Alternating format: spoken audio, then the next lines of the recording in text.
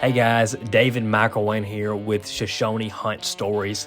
This is where we give you the tips, the tactics, also lets you get an inside look of what it is like to go to these outfitters on these hunts before you actually go. Hey, another episode of Shoshone Hunt Stories. We are coming at you live from Black Dog Outfitters in Alberta.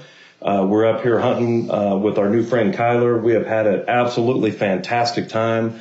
We're going to do some introductions here in just a minute. God, we've got the drinks poured. We're ready to talk about Black Dog and some hunting.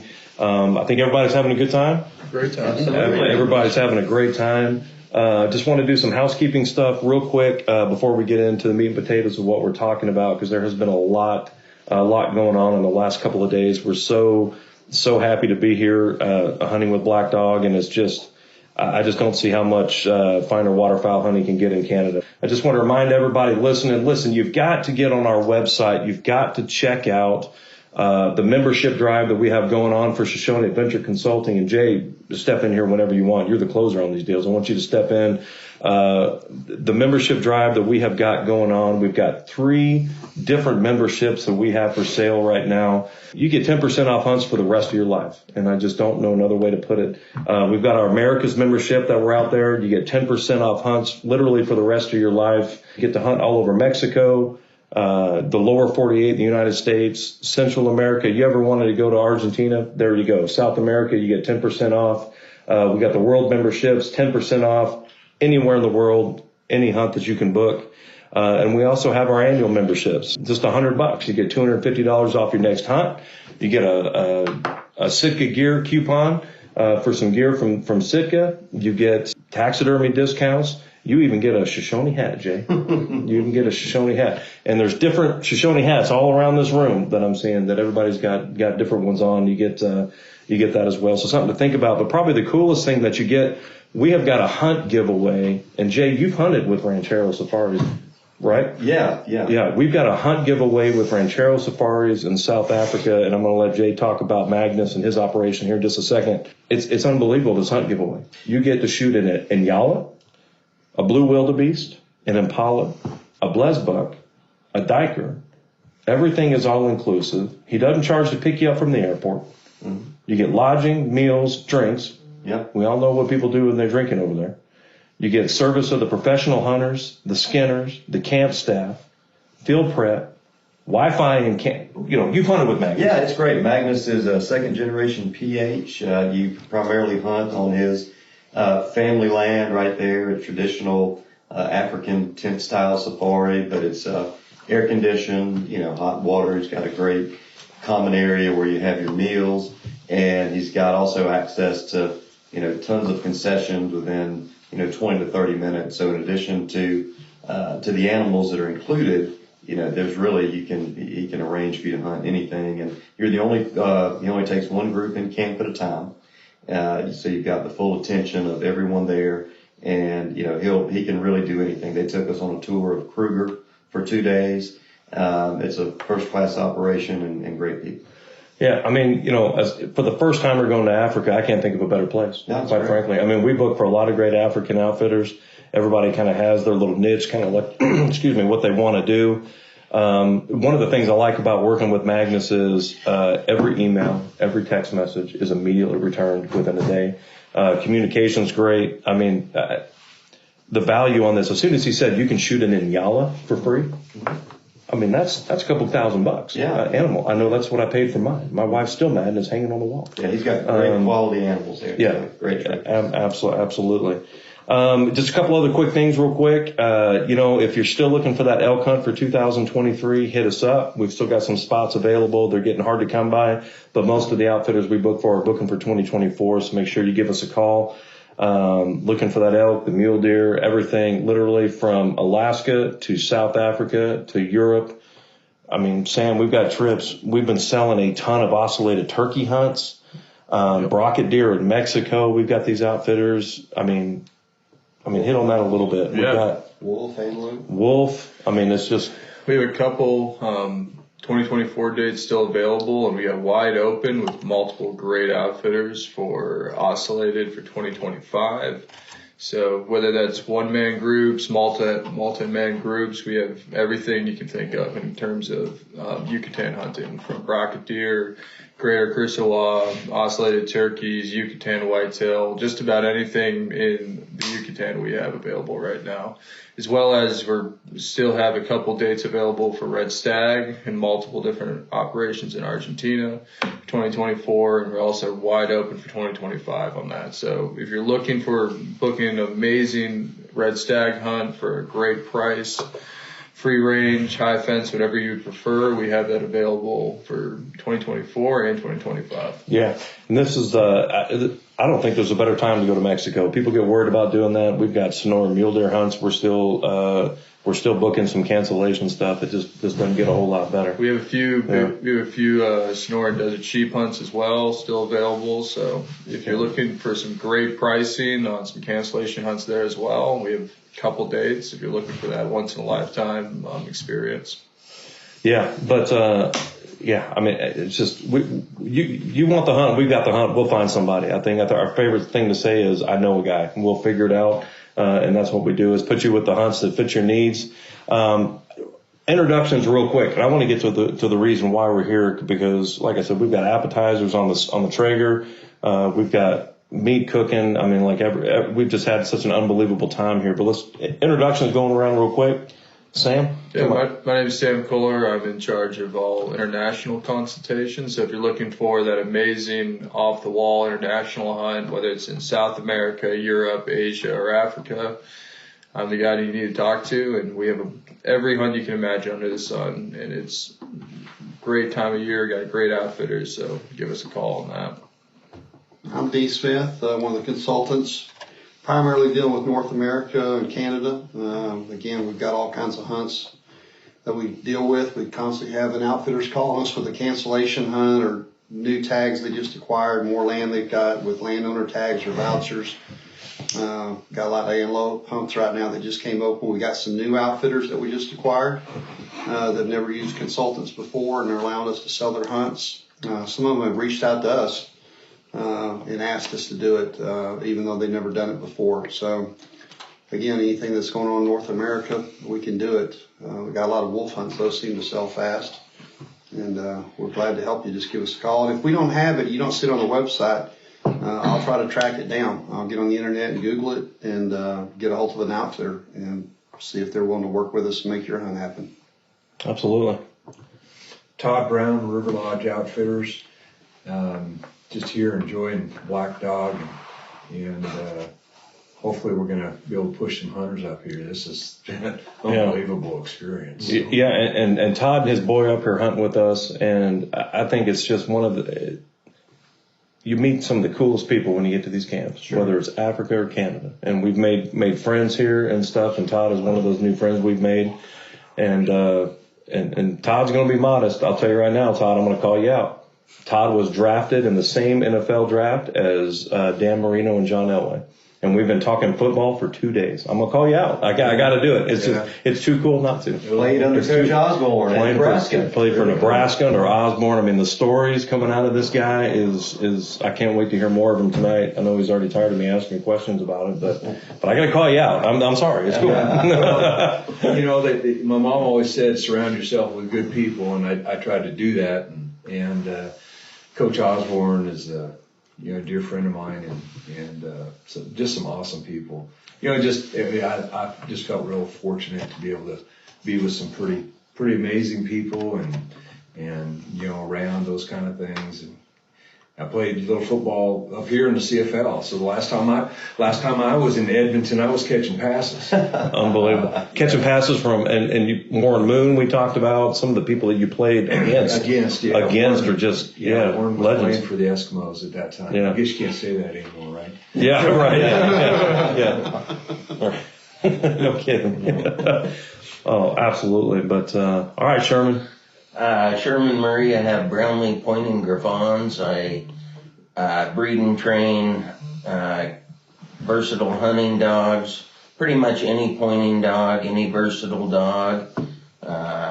Peyton called me up and said, "Hey, I got a snow goose hunt. What do you think?" And I said, "I haven't hunted snow goose in Canada. Let's go." And ecstatic. Black Dog is the real deal.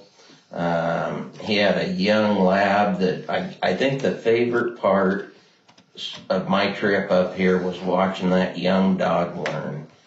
You know, just the pure exposure that dog got in the last 2 days is unreal. And they're the real deal. They know what they're doing. You know, give them a call. Yeah, and full disclosure, Sherman and I are related. Sherman is my cousin by marriage. My wife is his favorite cousin that he's got. So the story is him growing up with her, you know, so full disclosure there. But, yeah, there's a blue snow going to be in Jay's office with Sherman's name written right above it. Inside joke. Inside joke. You know, and I'm happy to meet Todd, and, you know, hopefully going to go check out his place in Nebraska. He's got a great operation there too. And, you know, our host Kyler here has been so gracious, and this is, just a wonderful place. And I encourage everybody to come up here and, you know, and really enjoy the Alberta waterfowl hunting in the fall and this spring goose hunting.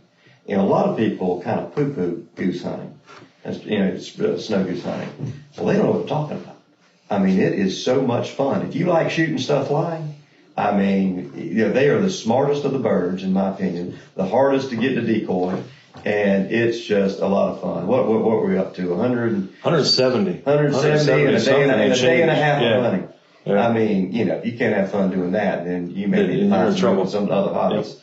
So that's it. I just want to, you know, thank Kyler for having us up here. Yeah, it's been unbelievable. And before we get to Kyler real quick, of course, I'm Peyton, and you know, I've had the pleasure of being able to bring my son up here. And, you know, he and I I've never shot a goose in my life. I've never shot a duck. I ate duck for the first time when we sat down at the table eating appetizers the first day we got here. Growing up in Alaska, it was mostly big game for me, and just the opportunity to come up here with my son and experience that. He has had so much fun, and just memories of a lifetime, just a pocket full of memories that we take home. And Kyler, I'll let you introduce yourself, and I want to break this down. I want to break down black dog. I want to break down goose hunting, the duck hunting, from the logistics to getting here to what y'all offer. We're sitting here in this, for everybody listening, it's almost like a clubhouse of sorts. I mean, there's a main lodge that's just beautiful here. But we're almost like a man cave is what this is. It's like a man cave next to the bonfire pit. We're lighting it a little bit. There's a big whitetail on the wall. There's ducks. I mean, there's a bar over here. I mean, it's just, excuse me, I'll fill my drink real quick. I mean, it's just like a man cave we're sitting here in. But I'll let you introduce yourself, Kyler, and we'll just take it from there. So as you all know, my name is Kyler Harms, and I'm the acting president of Black Dog Outfitters. I became a minority shareholder of the company at 33.3% in 2014. In 2016, I became a majority shareholder of the company. And in 2019, I took 100% shares and full control. We're working to hit a mark that I think a lot of people are missing in the outfitting world in general. I don't think that a lot of people are capable of putting together the entire song and dance of recreational hunting and hospitality all together in one package. There's a lot of people that chase animals around and they shoot animals, which is great. It's fun. That's part of it. There's a lot of people that set up a nice lodge in a bar and you can go drink your face off and watch football. That's fun. That's part of it. We're working to bring quality dining and hospitality and outdoor sportsmanship all together as a collective. And it's a growing process, what we're doing.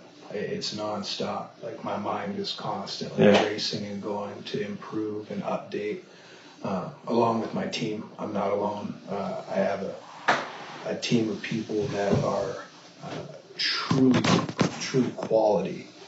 And without them, we could not do any of this. Yeah, there's so much work goes into this. And it's mission accomplished so far. I think we can all say A+. Whatever your mission accomplished, whatever's happening. Well, and that is so smart too, because I tell some outfitters this, and I don't think that Kyler's in a unique position because of where he guides. I don't think there are bad days.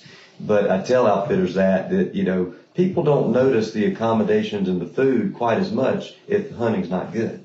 Yeah. But if it's a little slow, they do. Now here, I don't think that's an issue from what I've seen. The birds are here, but Kyler's got it dialed in for the, you know, the food, the accommodations, everything, the attention to detail. We were talking about it. You know, it's kind of like being in Africa. Your bed's made twice a day, and clients will really appreciate that. Of course. Where are we? Can you kind of, because we left the airport and literally was take a left, take a right down the paved road, an hour, turn right, turn left, and we were joking in the bus. We're like, well, glad we know where he's going. Right. Like logistics, like where are we? The best way to get here? Y'all offer, I mean, there are people chartered with private jets into this place. And then there's the common folk like us that are flying Alaska Airlines into Edmonton. I mean, a little bit of, where kind of are we in the world right now in Alberta? So with respect to the question, I don't answer that unless you sign the hunter agreement paperwork. Yeah. Oh. Sure. Okay. Yeah. There's a method. I got you. To the madness. Easy. Okay. But we're somewhere outside of Edmonton, Alberta. About an hour. About an hour from About Edmonton. an hour in You a got it. undisclosed location. Once you sign the hunter agreement paperwork via DocuSign, which takes roughly 25 seconds of clicking, pretty easy. You click, we'll give you the full location. You don't really need it because if you're coming to join us, just get to YEG, which is Edmonton International Airport, and we'll pick you up if you're flying a craft that is 3,500 feet landing capability or less. We can get you to a local airport that's 15 minutes away from our lodge. So like most of our guys flying King Airs, we personally charter Pilatus PC-24s. I like that craft. You can fly 10 people in it. You don't need to bring a lot of luggage. It's $4,500 an hour to get on. 10 divided by 4,500, it takes It's not bad. 3.5 hours to get from Dallas to the airport. Not bad. Dee, next time we're doing a private jet to get here. Let's do that. You know, Can we do that, Jay? Can we do that? 7,500. Can we charge that to the company? We'll just do a private jet. I've never flown on a private. Dee, have you ever flown on a private jet? Todd, have you ever flown? Yeah, we had the aircraft. So. Okay, I shouldn't have asked you that.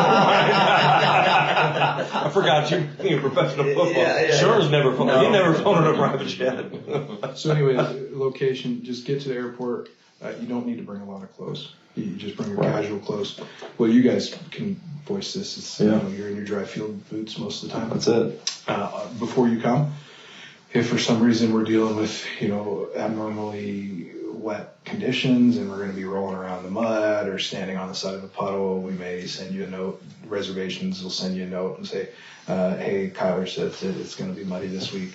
Bring some hip waders so you can stand on the edge of the pond or whatever. Yeah. But very simple stuff. And then we're also organizing to be able to supply that stuff. So we'll have, a pair of $100 hip waders, and we'll have 10 size 12s and 10 size 8s, whatever. Just have them on staff in a way. It's light. You bring your carry-on, you bring your one check bag with your miscellaneous dry field clothes, and you don't need to bring a gun. You don't need to bring ammo. You don't need to bring anything other than your body, your buddies, and your clothes. That's it. I mean, I like low maintenance, and I don't know about y'all, but I like low maintenance. And logistically, we showed up in the morning, and we're a group that helps out, right? I mean, we helped out putting out stuff, but the ammo is in bags for you. The guns are handed out for you. The blinds are set up for you. I mean, logistically, especially like here with my son and stuff, I mean, it's just... It's a turnkey. It's a turnkey operation that you show up, professionally run, and it's just like, hey, we're going out, here's what we're going to do, and it, help set out some decoys, which is kind of fun if you've never done it, which I never have. And everything is just logistically set up for you. And we're here killing snows, right, which is in the springtime, right? So it's May 2nd right now. I don't know when this is going to get published in a week or so, but it's May 2nd. While we're here, we've killed 170 birds in a day and a half. Could have killed a lot more, but our shooting sucked sometimes. Well, speak for myself. Shooting birds. Not everybody sucks. I don't know about that. Jay just claims birds. That's right. Jay claims birds that he didn't shoot. My son has shot birds. My son has never shot I've never shot a goose. He's never shot a goose. That's what we're here doing now in the snows. Can you talk a little bit about the snow season, how long that lasts? Sure. The season itself can start the 1st of April if we wanted it to. We typically, for lack of a better term, we're not that mad at them. Yeah, right. That's what Jay likes to say. Yeah, I'm not that mad at him. We're not that angry with them. Like we run a 2-week season. It's not anything too serious. Obviously, you guys have been here. It's fun. It's the whole song and dance of it all. The high volume shooting is nice because we do have the opportunity to have some truly high volume North American waterfowl shooting. If the weather cooperates, it's excellent.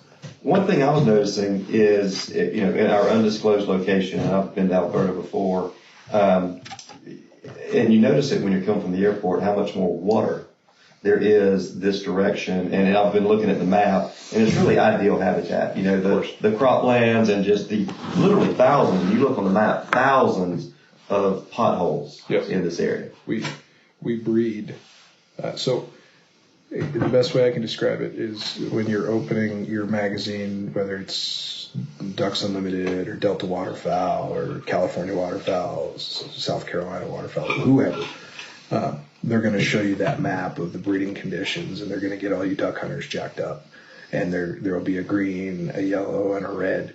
And right at the very peak of the prairie pothole region where the breeding grounds are, you'll see green, and that's where we are. We raise North American waterfowl here.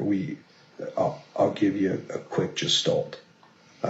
If I try to sleep in at the lodge, like I'll work all day at the lodge and then I'll try to sleep in, and I'll have 2 Greater Canadas wake me up at 5:15 in the morning because they're nesting in the yard, and that's every parcel of land around us for roughly 30 to 50 million acres. And that's what's interesting. Say that number one more time. Yes. How much is that? So it's more than I said actually in reality, but our land access is roughly 30 million acres. We have 30 million acres of contiguous land access. So to view it all, like we're sitting in the Pothole Lounge at our main camp. To view all that right now, I would have to charter a King Air to fly these guys around to show them how much area we cover, because we can't drive it in a day.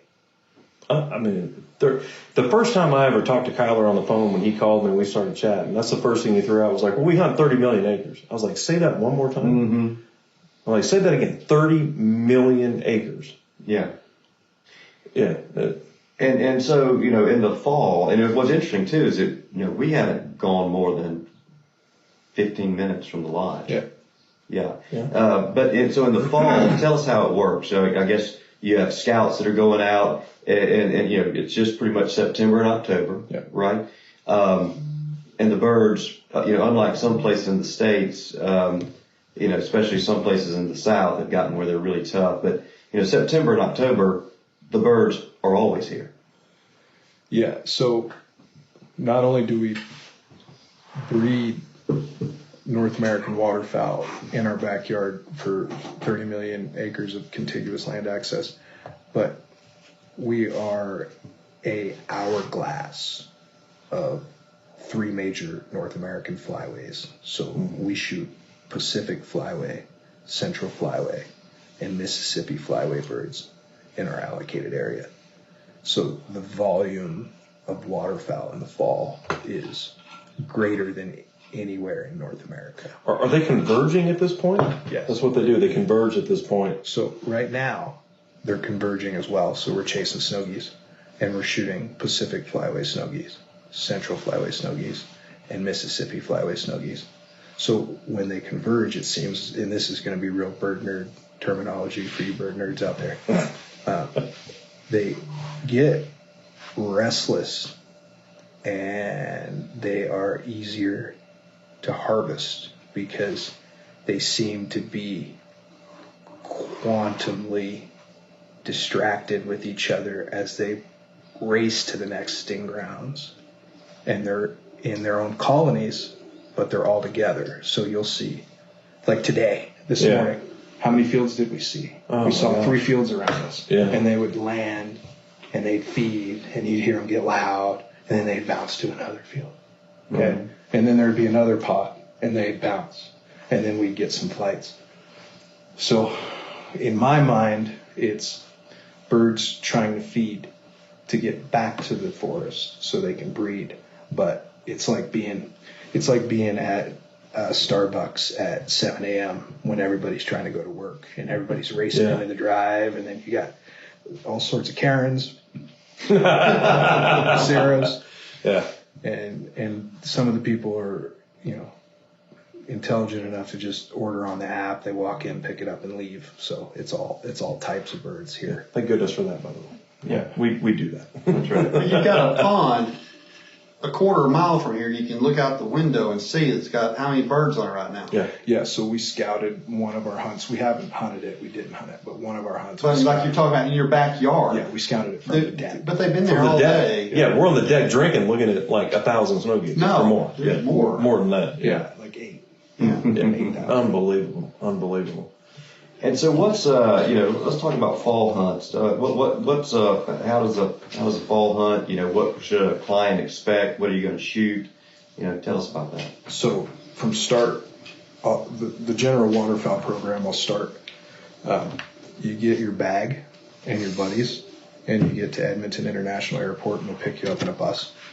It'll be a 16-person, 4,500 chassis, Duramax shuttle bus that's been custom tuned and deleted with EFI Live by the Diesel Brothers on television, if you guys are familiar with them. It's a party bus is what it is. Yeah. It's a party bus of hunters. Yes, what it is. it's a hunting That's exactly bus. what it is. So we'll pick you up in that. You'll ride roughly an hour from Edmonton.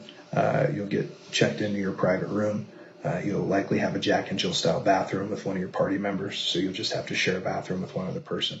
Which works out real good when one of them locks himself out in the morning and is naked, and is buck naked for the other dude to help get into a D. You can tell us all about that. As many people as want to see Sam naked, D did. Because Sam locked himself out of the room. It's not entirely true. He has saddle on. So when you come to Black Dog Outfitters, make sure the door is not locked behind you when you walk out. Yeah, and if it is, we have a crowbar on site. It's called a key. It's a key. It's a key. Heavy metal key. Yeah. That's the Kohler key from that. It's the Kohler key. It's renamed. You got to put a tag on that. Kohler key. Not to get off topic, but the funny thing about that was we had to break into Mr. Kohler's room twice. Within 30 seconds. Within 30 seconds, I pry and kick the door open because we lack a bit of organization to have a key to that specific room. Even if we did we likely do have a key to that room, but for me to find it at 2 a.m. before we're about to go hunting is not likely. So I just got the pry bar and I pried it open, and then I jump out of the cabin and start going back to what I do. And then D yelled at me. He said, "Hey, Sam's locked out again." It took me by surprise, but turns out I walked back in the cabin. Mr. Kohler was locked out. Still in his towel. And, Thank goodness for the towel. Yeah, that was cute. And I already had the pry marks in the door, so I just had to mimic my pry marks and kick the door one more time. And I made sure to hold the door open long enough to unlock it myself. And then Mr. Kohler entered his room and we went hunting that morning. So I woke Sam up from his nap today. I was almost half hoping that he'd walk out and half like, "Don't open the door, Sam. I'm just waking you up." Don't do it. Just, all right, Sam, we're hanging ducks up or geese up for a picture. Come on out. Bye-bye. So after your private room entrance, you typically would go up to the patio. Within your arrival, you make a cocktail, have a beer, have a water, whatever you choose to drink. There's going to be some sort of appetizer within an hour of your arrival. Majority of the time, we will gift you some wild game appetizers. The majority of the work goes into the love of making it. For those of you out there that know how to prepare wild game, specifically waterfowl, it takes a little time sometimes, but if you do it right, it's excellent. So like the first day you guys were here, we had just regular duck. duck breast. It was the duck. best duck breast I've ever had. It was the best It duck was breast amazing. I've ever, as a first duck breast I ever had. So you set the bar Yeah. With that horseradish real sauce. high. Yeah. And then the second day, we typically do an appetizer every day. Like today, Peyton said we're going to do one, which we are. The second day we had duck nachos. So Phenomenal as well. yeah, Oh, my and it's perfect. You knock down a Coors Light and have some duck nachos, and life's good. Dinner, there's a multitude of ways we make dinner. Yesterday I was at a local 4-H auction where we bought a local 4-H beef. So we do everything from short ribs to steaks, to roasts, you name it, locally raised beef.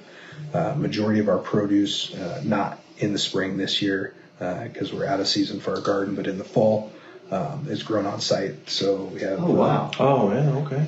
Yukon Golds, and I'm kind of speaking out of my neck right now, so I could bring the gardener in and she could tell you more about what we have specifically. But basically, you look out the window, you see the quarter of land across the street from the dining room.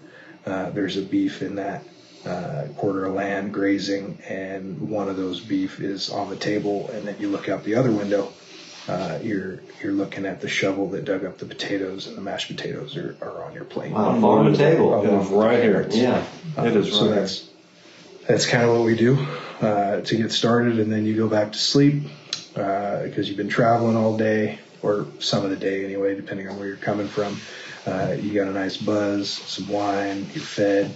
We're going to wake up sometime around 3 a.m. specifically in the fall. And we'll ride roughly an hour max. We typically try to travel, if we travel far to our hunt, we try to do that trip in the morning. Majority of people sleep anyway. You're riding either in a shuttle bus or a Yukon Denali XL, leather seats, heated seats, nice comfy. You can snooze on the way. Once we get to the field, the guides and field hands set everything up.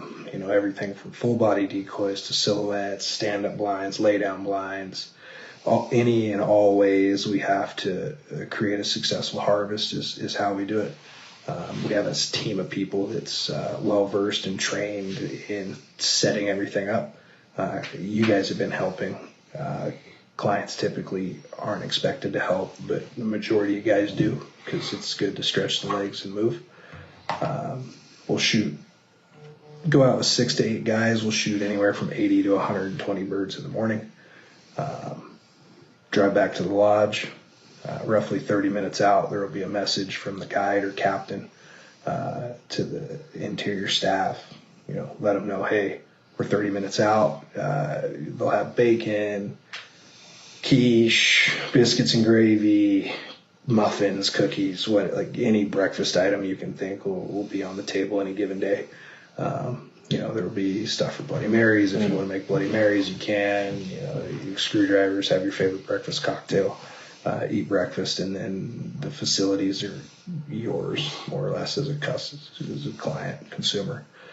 You can tour the 10-acre property. We have permission to access all the land around us. So if you want to go for a private walk in the woods or in the field or down the fence line roads, we're local and know all the neighbors very well, so they would expect to see you. I actually would be excited to see you. You likely wouldn't see anybody, truly, but if you did, they'd be familiar. It's safe. You're not going to get, picked up by some pirates. Nothing's going to happen to you. You're not going to get attacked by a bear. No, you're out in the sticks. You're out in the sticks. I want to back up just a little bit because Kyler kind of glossed over this. I want to set the stage for this the first night we got here. It was 10 o'clock at night, and this crew was sitting around the table. Everybody's drinking, having a good time, and then Kyler sprung this, all right, we'll be ready to go at 2:45 in the morning. And literally there was a collective pushing back of the drinks like, okay, I'm good. I'm done. Well, I thought he was kidding. I thought he was kidding. Yeah, we all thought he was kidding. It's Yeah. like, no, really, what time are we getting up? It's like, no, we're leaving at 2:45. I was like, huh? Okay. All right, Mr. Jack Daniels, hang on a second. You sit over there. But Colin left out the most important after breakfast activity, which is there is plenty of time for the midday nap, which is one of the great things of hunting camp. So Hours. Yeah, hours. And it's not just a midday nap. Oh, yeah. It is like a a sleep nap. Yeah. sleep. It is sleep until they start screwing in screws for the hang ducks on the deck today. Other than that, it's but They don't do that in the fall. You don't do that. But you touched on a little bit the food and stuff, and I know that is so important to clients that we look for, and just to all of us. And you talk about the food and everything. And literally, I've said the Jim Shockey thing several times. It's like, I love it. We're eating like kings. Yeah. When you start taking pictures of the food and start texting it to your friends and clients and stuff, like, check this out. Yeah. Duck nachos. Not birds. I mean, you're not texting pictures of dead animals. It's unbelievable. I mean, when you start texting pictures of the food, you're eating like kings. I don't know. And it's so nice to be in a place where you look forward to. I'm looking forward to being down here so we can eat appetizers. Yeah. And I want to hear more about, all the birds that we are seeing this week that we can't shoot in the spring that you hammer in the fall. Yeah, like what type of birds? What are guys expecting to shoot? So I don't want to speak incorrectly, but I'll start with the Canada goose. So I believe there's somewhere around, and you bird nerds would know, so don't come after me for not being correct in this, but I want to say there's somewhere around a dozen subspecies of the Canada goose. Here where we are specifically, we shoot like 6 to 8 of them. So the graders, the little geese, I call little geese everything from the Hutchinson to the Richardson, whatever subspecies. I'm no biologist, but we've shot the Pacific brant here before. Now that's not common, but we have. And I know that's not technically a Canada goose. Well, it would be the brantus species, which is all the same thing, I think. But anyway, a bunch of Canadas, speckle bellies or white fronts, I think is the correct terminology, but we call them speckle bellies, mallards, pintails, the odd widgeon, snow geese, and the snow geese are 3 different flyways. So we're shooting big ones, the Ross goose, everything you can shoot in the Pacific Central and Mississippi, which increases our bag limit heavily in the fall because we can shoot 50 snow geese per person, which we have done. We take 6 guys out and shoot 300-400 snow geese. It's been done. And we can shoot 8 Canada geese. They're considered dark geese here. So the dark geese are either your Canadas or your speckle bellies. So you can shoot 8 speckle bellies or 8 Canadas or 4 or 6 and 2. You just can't shoot more than 8. And then the ducks, a duck is a duck is a duck. So if we really wanted to get creative, we could, take a fan boat or a mud boat out on the lake, and we could shoot canvasbacks, golden eyes, and diver ducks. We typically don't do that because the dry field hunting is where it's at, if you ask me. You don't have to put waders on. You don't have to get in a boat. You just get out of the Yukon and just kick the dirt and put some decoys up, and it's done. So we shoot mostly mallards and pintails when it comes to the ducks, and then we can shoot 8 of those, and that's the same as the dark geese. So you can shoot 8 mallards or 8 pintails or 6 and 2. It doesn't matter. And to me, that's the perfect day to me when you're shooting mallards, pintails, and speckle bellies. It doesn't get any better than that. It's great. It's great. Okay, so just a quick average. We took 16 guys on September 25th through the 28th of 2022, and we shot 830 birds in 3 days. Wow. 830 birds. Wow. It was wild. In how many days? 3. In 3 days. We shot 830 birds in 3 days. We shot a pintail band from Alaska. We shot a mallard band from Idaho. And we shot a Canada goose band from Utah in those 3 days. And we shot a band today. Yes. And Ross, too. We shot a band. Jay's going to say he shot it. We don't know who shot it. I thought about shooting it. Yeah. It was wild. One of the guys that organized the hunt, we had 2 groups in at the time, a group of 8 and a group of 6 or 8, I can't remember. Yeah, we had 16, so it had been 2 groups of 8. One of the guys looked at me and he goes, are you screwing with me? You taking these bands off of your lanyard and putting them on these ducks, so I'll book another hunt next year. And you're like, yeah. Did it work? I don't know. and then so daily, every day, the first day they shot a band, second day they shot a band, third day they shot a band. Every day he'd report them, and it was just wild to see. At that time we're shooting Pacific flyway birds and different species. We're literally in the middle of like biology. Yeah. The documentation of it and the migration and all the stuff that not everybody, but guys nerd out about, in the bird world. Yeah. What about that California bird you're telling about? Yeah. So, I'll hit on that. We shot in 2018, we had some clients in from a pipeline company in California. The guy and his dad were members of a duck club in Los Gatos. Well, I believe it's Los Banos technically, which is the grasslands of California. There's clubs all over California, but this was in Southern California.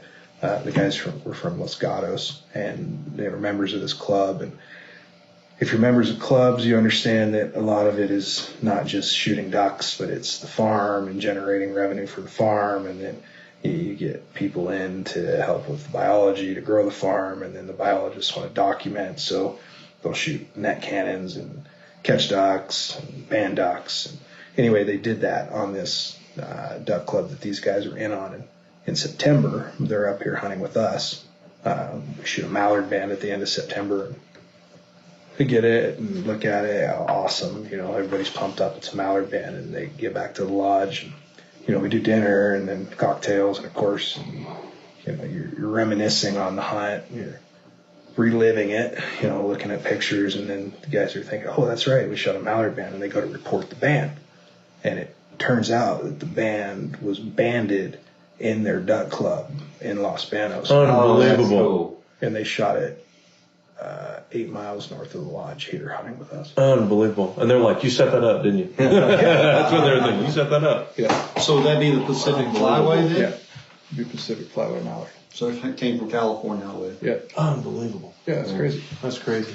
And Sherman, Todd, you guys are bird guys. I mean, you run your own duck hunting business.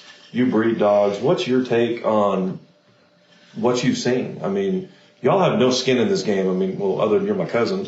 And Todd, well, I'd never met you before until 2 days ago. What is y'all's take? How to plug your ears.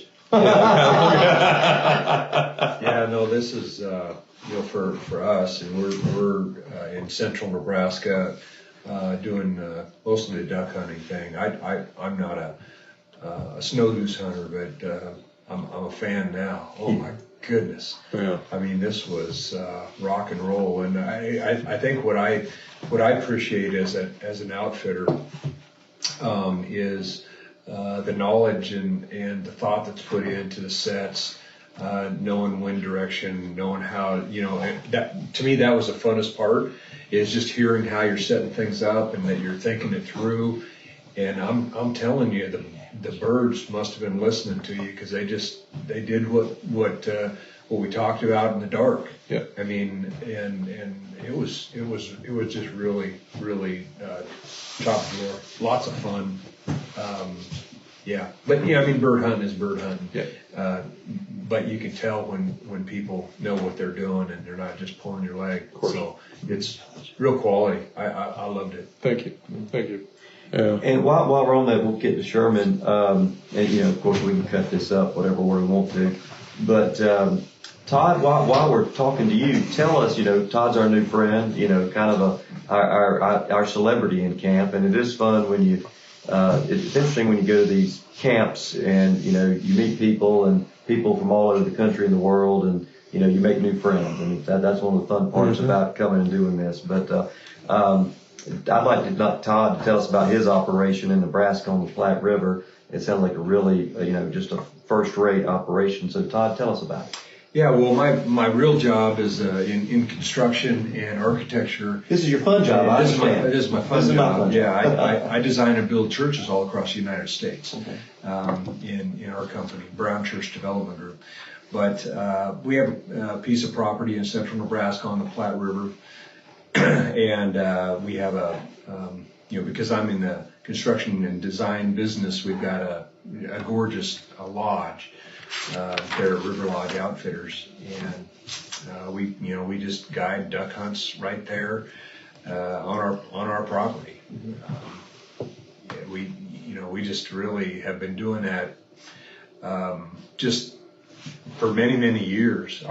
With my buddies, and so what we did is we've converted our home, which we've been in for 20 years, is now our lodge. And I looked at it, boy, it's really nice. Thank you. Thank you. Yeah, we only do 5 hunts a year, 5 8-man hunts a year. That's it. Boom. And that's why it's going to work real good. Referring a lot of our friends to Black Dog, because we're not even competing at the same time. You want to just keep hunting, you can go from one to the other and one to the other. And so we're an upper end hunt. I've got a really unique vehicle called a fat truck. It floats. You just can't get the doggone thing stuck. I can put 8 guys in it, drive right out. We hunt very unique on the Platte River. Platte River's, they say it's an inch deep and a mile wide, sand bottom, and we've got a roost that's kind of right on our property, and about 10,000 birds sitting there most of the time, and we're just banging them and then getting out. And so my scouting is a whole lot. We don't have 30,000 acres, 30 million acres.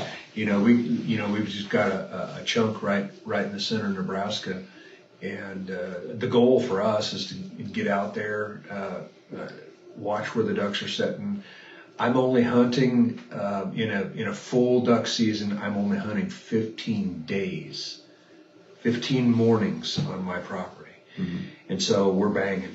I mean, we're trying to get in and out. And so I've got that big machine that we're moving around. It's like field hunting, but I had to have a crazy machine to do to get on a little sandbar out in the middle of a channel or whatever. I'm looking for the right water.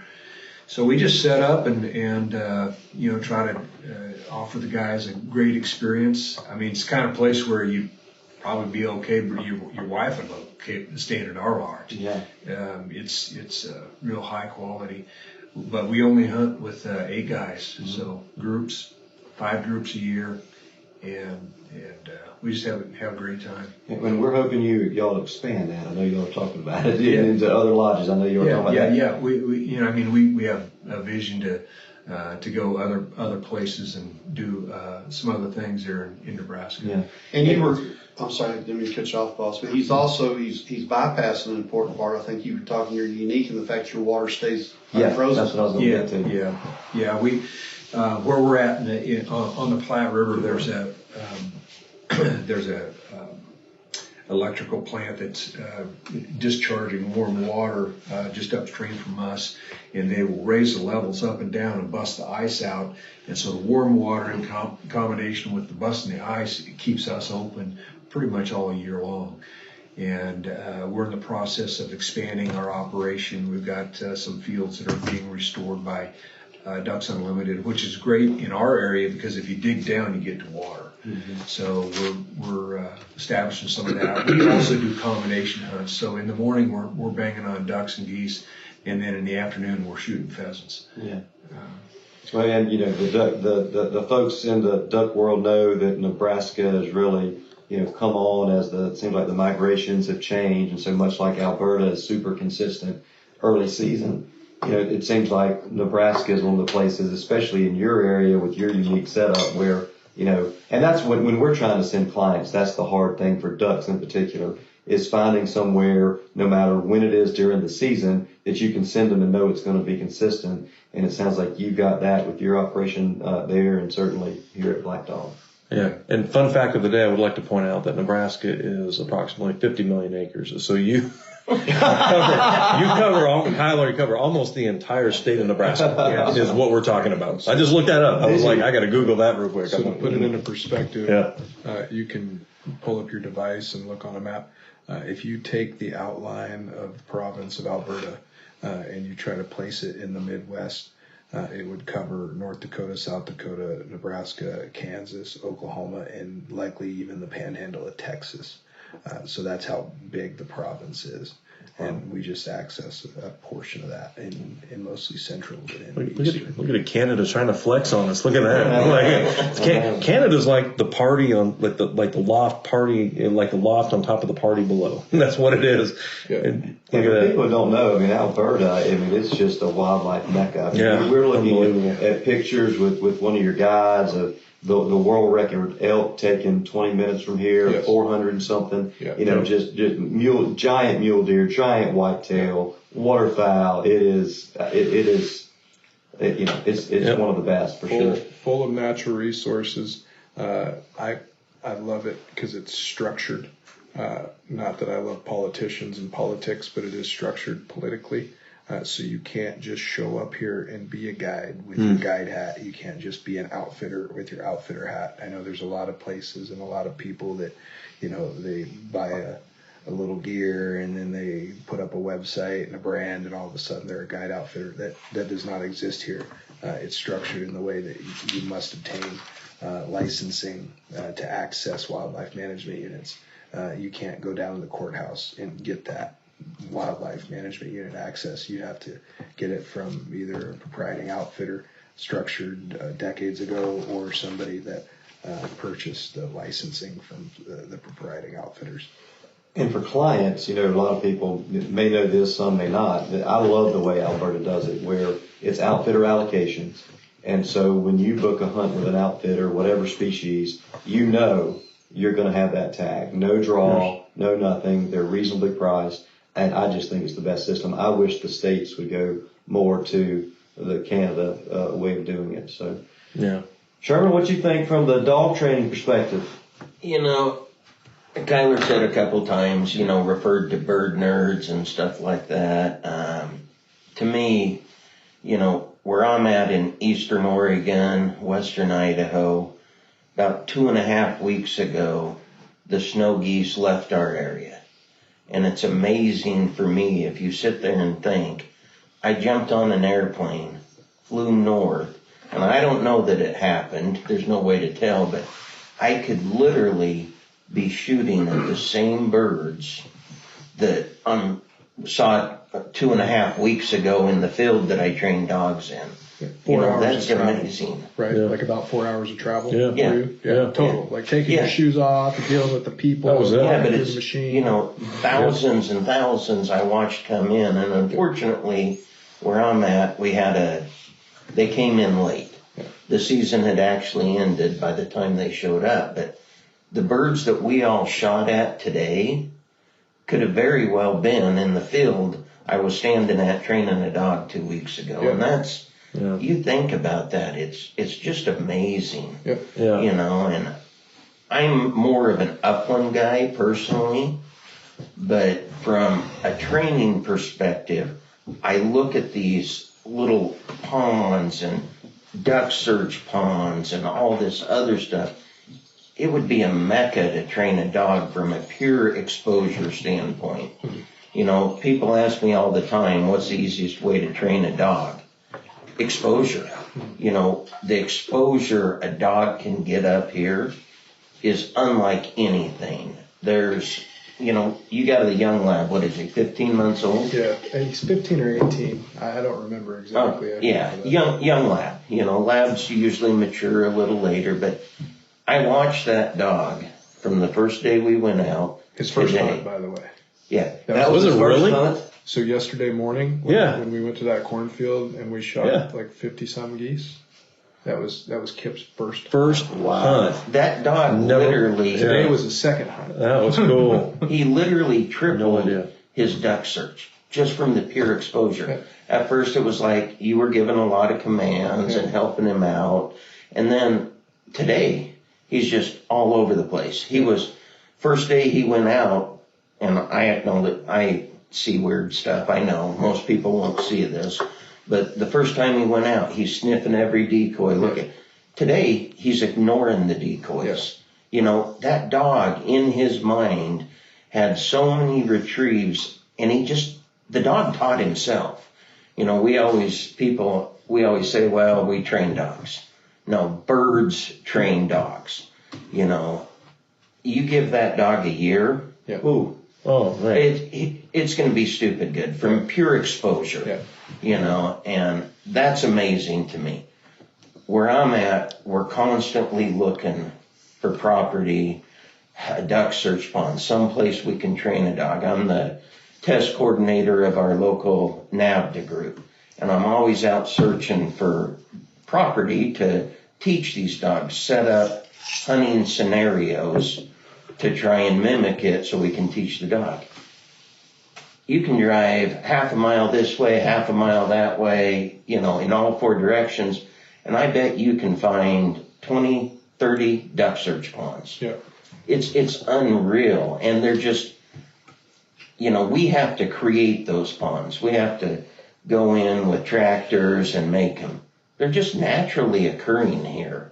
It's amazing to me, just the pure everything you have, how big it is up here, and, it's all right there. And, if I could get my wife to move to Canada, Good luck with that. I could put out some damn good duck search dogs, is all I know. And it wouldn't be half the work that I have to go through to mimic the same thing, because you have it here.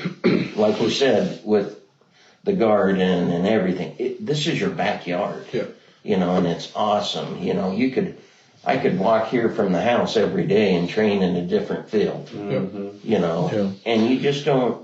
I think people don't understand how big it is up here and how cool that is that you have all that here. So from my perspective, the shooting, don't get me wrong. The shooting's awesome. I love to shoot birds, but I caught myself multiple times, not even taking shots, just admiring stuff that we don't have that access. We don't have that ability for that much and that many acres, and it's a little overwhelming at first. A lot, quite honestly. And even driving in here, Peyton made a good point. Driving in here, I'm a direction guy. I got a pretty good sense of direction, and I'm going. We're going east. We're going no. Now we're going west. No. And I'm looking. Where's the sun? Which direction? It just. And I even screwed that up the first morning. we did have to explain to in my defense, we had stopped drinking 2 hours before that. But I mean, that's east. No, that's west. No, son. See the moon over there? The moon is over there. The sun's going to get. What?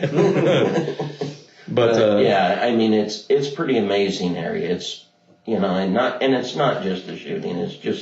It's flat out pretty amazing country, and that's pretty cool. It's worth, whether you shot a bird or not, which isn't a possibility, you're going to shoot birds. It's worth seeing. Or shoot somebody else's bird. Jay's good at that. Right. And no, we've been more than fortunate to come up here and hunt with you, Kyler, and to learn about the place and to see everything. And at Shoshone, one of the things that we try to connect people with the hunts that work for them, and we like to be able to say we've been there and done that. And I think that it lends a lot to the credibility when we're talking with folks looking for a hunt, and just the pleasure of being able to come up and meet everybody and to see this firsthand. To bring my son up, who's shying away from the microphone right now, he needs to sit up just a little bit. Asher, I want to hear about what has been your favorite thing this week. And I'll tell you right now, Asher and I. We've never killed a goose. We've never killed a duck. We've never been on a hunt like this. This is a first for the whole week for us. And, it's hard to exceed my expectations. I know it's hard to exceed Jay's expectations. And so I think, I know that we've done that. What has been your favorite thing about this week? Sit up to the mic. Come on. Probably just going out there and just shooting at the birds and seeing them. Yeah, and I, the guides have been so patient with us, really, because I had no idea what I was doing. But with my son, what a cool place to bring kids. I mean, what a great hunt. I mean, it's controlled. It's gun safety. Asher and I on the way up here, it was 4 rules of gun safety over and over. It's what a perfect hunt to bring a kid on. I mean, do you get guys bring up a lot of father sons? We do. Mother daughter. I mean, kids and stuff. And So you guys are bit of an anomaly. We typically don't have the age gap. It's like, so Asher, how old are you? 12. You're 12. So a majority of our father-son groups are like in their teens into their 20s, and then dad's like 50s. So you're one of the youngest hunters we've had in the better part of a decade. Wow. Which is neat. So that's kind of new to us, which is good. But overall, I think we can accommodate most anybody. You know, like a lot of our guys have been well into their 80s, and you're 12 today, so there's a giant gap in between. And he put some birds down. Yeah. He put some birds down. What were you shooting? A 28. Yeah, do you know the brand? Asher, you had the nicest gun. Do you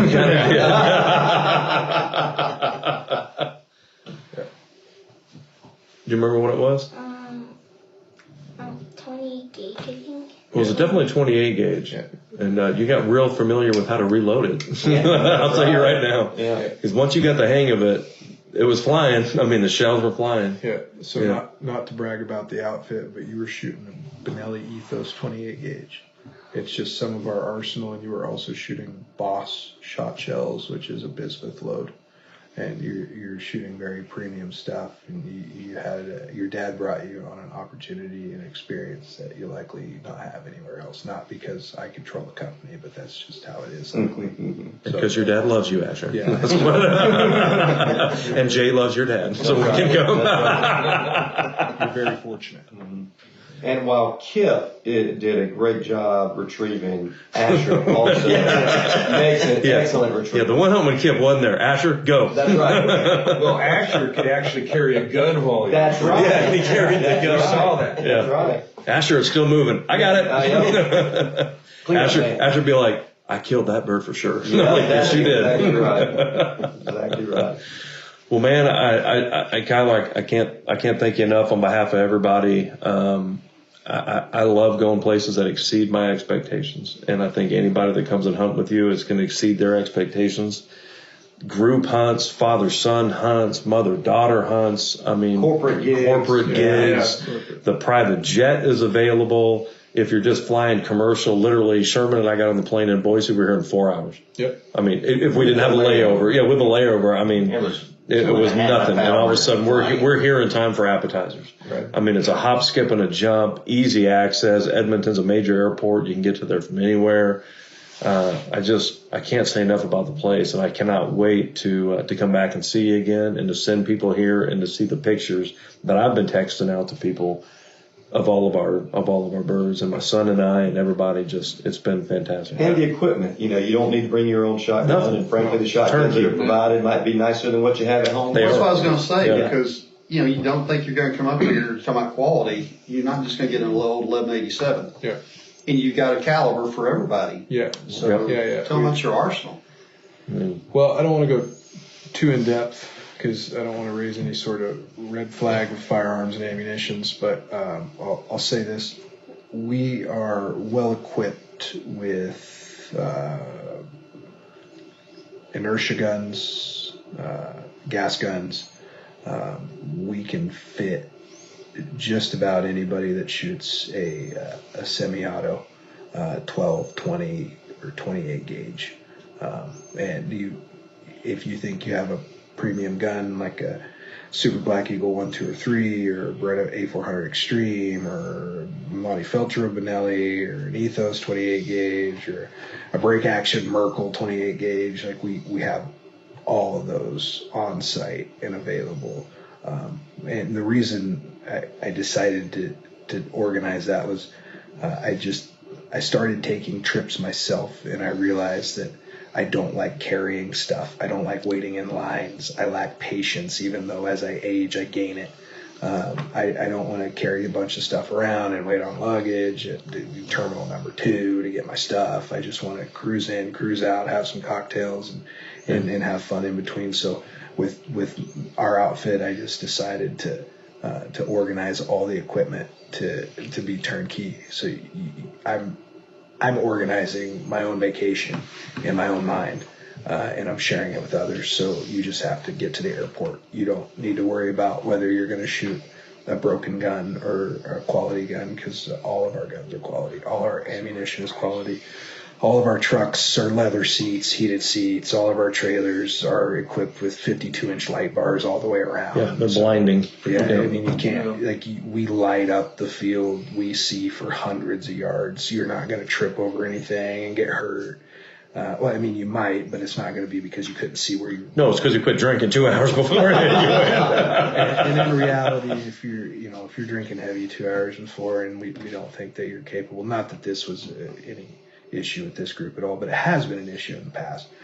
We'll say, hey, buddy, you might just be watching this morning because you decided to go hard on the booze, and that's just like a safety thing. These guys. And don't worry, Sam's going to edit out everything. Right. And they may be able to elaborate more, but all the guides and assistant guides, everybody's trained to give some sort of safety speech every day, even if it's just an original safety speech at some level on day one. Day two, you're like today, I reminded you, everybody's good, right? You're all safe? Everybody's safe today? And then it just gets in your mind, that's right, I got to be safe. My safety's on, my gun's up. I'm not going to shoot anybody today. Life's good. So we try to just pay attention to the details. I find the devil is in the details, and if you control the controllables, you can provide consistency across the board. So that's what we do. Yeah, I think to sum it up, you said it right then. You're providing and thinking about your own vacation in your own mind. Yeah. What you would want to do, and that's exactly what other people want to do. I mean, that just kind of sums it up. Guys do that. I've dealt with them in the past. When I didn't control majority shares of this company, and I had guys come into my company and they'd be like, "Oh, you got to do this, you got to do that. This isn't right, that isn't right." Ultimately, they're correct. We had some things we needed to change and fix, and now that we've changed and fixed. There's really not a whole lot to complain about in my mind. Even me taking my own vacation, setting myself outside of the company. I stroll in, I get off the airplane, I get picked up. 15 minutes later, I'm eating appetizers, I'm having cocktails, I'm eating dinner. I go to bed, I wake up, I shoot birds, I drink coffee, I eat breakfast, I take a nap, I have a cocktail, I rest a bit, go out again, shoot more birds, rinse and repeat, appetizers, dinner, sleep. Absolutely. And I think it's like, to that point, one thing that stands out, especially like big group outfitters, is communication and transparency from the moment you land all the way through your stay. And I think that's one thing that stands out for me with Black Dog is that you're communicating from the moment you land, every detail when you get, like, you don't ever have a question, right? And like as a client, the less you have to think about those little things, the more you can enjoy the moments that you're spending in the field, the more you can enjoy the moments you're spending in the camp. I think that's something that's, so, as you said, devil in the details, so well, designed and executed here is that communication and transparency, especially with big groups that can get rowdy or get, the message can't get lost. It's never lost here. And so that's something I think that, especially for the corporate groups or the big groups of buddies that want to come out and hunt, this place runs it as clean of a ship and smooth of a ship as you can get. Thank you. Yeah, we, one quick example to elaborate on what Sam just said is we spent weeks constructing our hunter agreement paperwork. So we have all the waivers, all the itinerary, all the details down to our average tip from 2022. That's one of the questions guys have. Mm-hmm. They always want to ask the guy in charge, well, what do I tip all your guys that have been guiding me for 3 days? And they always want to ask right before you leave. And then, it can be I'm not very awkward in general, but for some people I can see how it would feel awkward to say, hey, how much money do I give your people? Basically is the question. How much do I tip? We include all that in the hunter agreement paperwork. We break down our average per client, what got tipped out to the guides, to the cooks. We break it down specifically into envelopes to where you're about to leave, you take the envelope for the guides, you take the envelope for the cooks, you pass it around your party, everybody sticks whatever amount of funds they want to stick in the envelope, you seal it up, you write it with your own handwriting, and you hand it to somebody in administration, which is either me or the cook, basically. And then on my end, we sat down, we had a guide meeting, I take the envelope, I say, hey, this is Peyton's handwriting. Look, he wrote Shoshone on it. Oh shit! Is there an ATM anywhere near? Just for example, Is there a Wells Fargo anywhere in the area? literally in this room, we sat down, we opened the envelope, we pull the money out if it's cash, we pull the checks out if it's cash, we count it up, we write everything down, and then we break it up between all the guides that we're guiding, and it's full transparency. It's how we do it. We've seen some issues in the past, money gets lost or more or less stolen, for lack of a better term, and I just wanted to eliminate all that.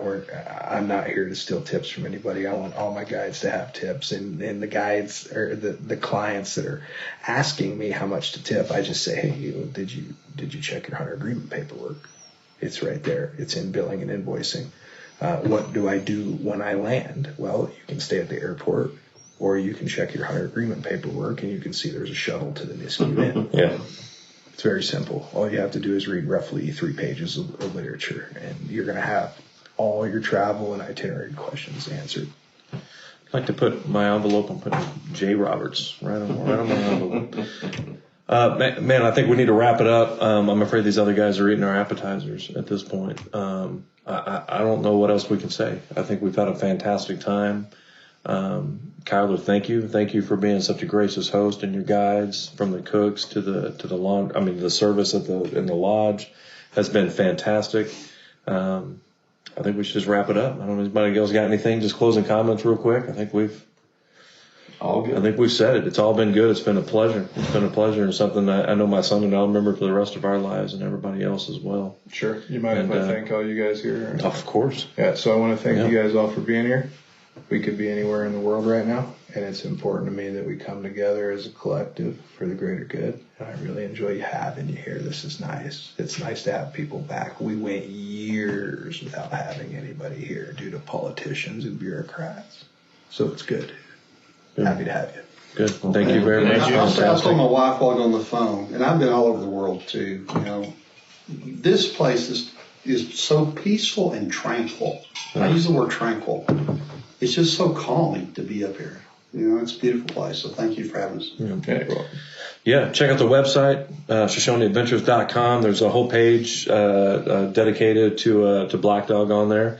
There's videos on there. We're going to be posting more, obviously, from our trip. But give us a call. We'll be happy to tell you about our own experiences. We like to say we've been there and done that, and we sure as hell have been there and done that on this trip. That's right. Give you a first-hand account so you know exactly what you're getting when you book that corporate hunt, group hunt, parent, kid hunt. It doesn't matter. So we thank you. And, all right. Thanks, everybody. All right. Appreciate it.